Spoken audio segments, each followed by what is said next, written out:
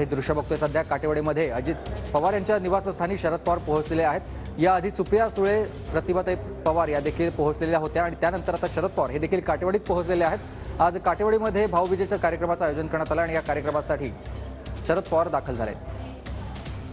प्रदीप कापसे माझे सहकारी आपल्यासोबत जोडले गेलेत। प्रदीप, आपण बघतोय सध्या शरद पवार हे अजितदादांच्या निवासस्थानी पोहोचलेत।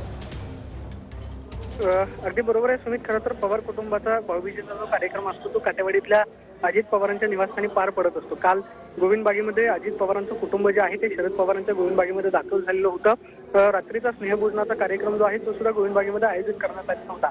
मात्र आज भाऊबीजेचा जो कार्यक्रम आहे तो काटेवाडीतल्या अजित पवारांच्या निवासस्थानी पार पडतो आणि पवार कुटुंबातील सगळे सदस्य जे आहेत ते काटेवाडीमधल्या अजित पवारांच्या निवासस्थानी दाखल झालेले आहेत। स्वतः राष्ट्रवादी काँग्रेसचे अध्यक्ष शरद पवार हे सुद्धा भाऊबीजेच्या कार्यक्रमाच्या निमित्तानं काटेवाडीमध्ये दाखल झालेले आहेत। त्यांच्यासोबत माजी मंत्री राजेश टोपे हे आहेत।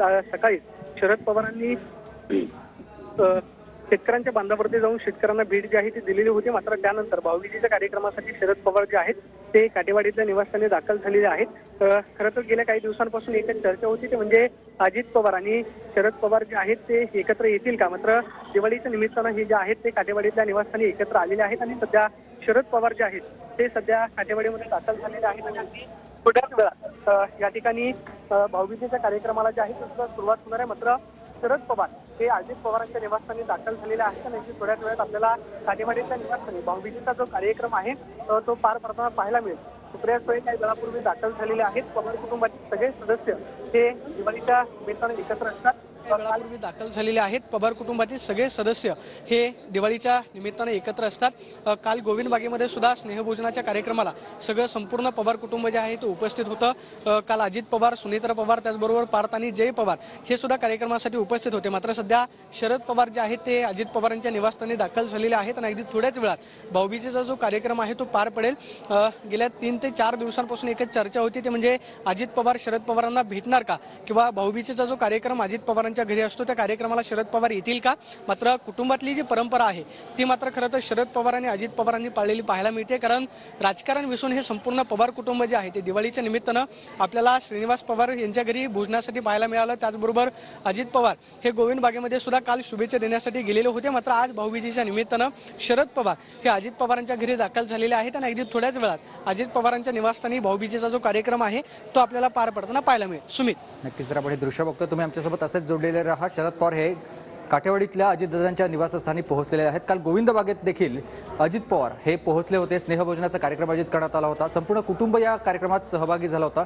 अजित पवार अशा वेळेला आता गोविंदबागेत जाणार का हा प्रश्न होताच, पण अजित पवार अखेर गोविंदबागेमध्ये गेले आणि त्यांनी शरद पवारांची भेट घेतली। या स्नेहभोजनाच्या कार्यक्रमात देखील ते सहभागी झाले होते आणि आज या सगळ्यानंतर दरवर्षीप्रमाणे यंदा देखील अजित पवार यांच्या काटेवाडीतल्या निवासस्थानी सगळेच नेते, त्यांचे कुटुंबातले सदस्य आहेत ते पोहोचलेले आहेत। सकाळी सुप्रिया सुळे गेल्या होत्या आणि त्यानंतर आता शरद पवार हे देखील काटेवाडीतल्या घरी दाखल झालेले आहेत।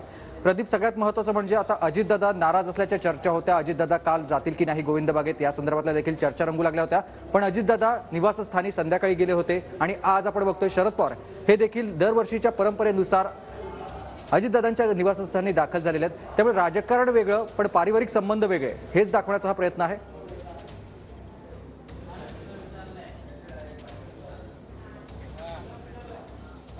बरोबर आहे। खरं तर सुमित, आतापर्यंत आपण पवार कुटुंबातल्या सदस्यांच्या जर प्रतिक्रिया पाहिल्या तर ते सातत्यानं सांगतायत की आमचे जरी राजकीय मतभेद जरी झालेले असले तरी सुद्धा कुटुंब म्हणून आणि कुटुंबातले सदस्य म्हणून आमचे वैचारिक मतभेद नाही, आम्ही कुटुंब म्हणून एकच आहोत, अशा पद्धतीची प्रतिक्रिया पवार कुटुंबातील सदस्य देत आहेत। काल सुद्धा गोविंदबागेमध्ये जो कार्यक्रम झाला त्या कार्यक्रमाला अजित पवार दिवसभर हजेरी लावलेली नव्हती। मात्र संध्याकाळी पत्नी आणि मुलांसोबत अजित पवार जे आहेत ते गोविंदबागेमध्ये दाखल झाले आणि बरोबर आहे, आता ते दाखल झालेले आहेत। त्यामुळे राजकीय संबंध वेगळे आणि कौटुंबिक संबंध वेगळे हेच दाखवण्याचा हा प्रयत्न आहे। धन्यवाद तुम्ही